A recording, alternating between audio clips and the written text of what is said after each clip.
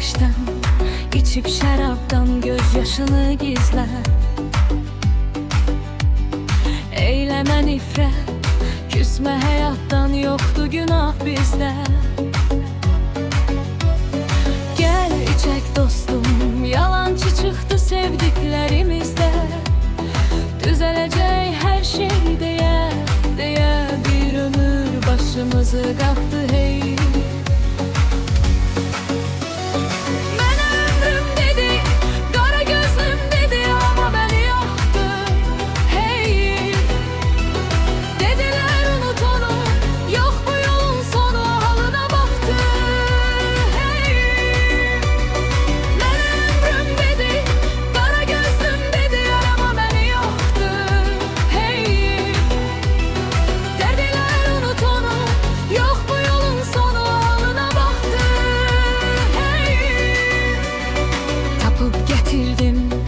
Hər nə istədi yarım açmamış ağzım.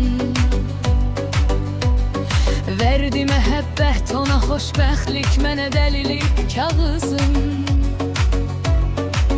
Dərdim onun məni seçməməsi deyil, dərdim odur o qızın. Seçdiyi insan ürəyinə yatmadı, yatağına yatdı hey.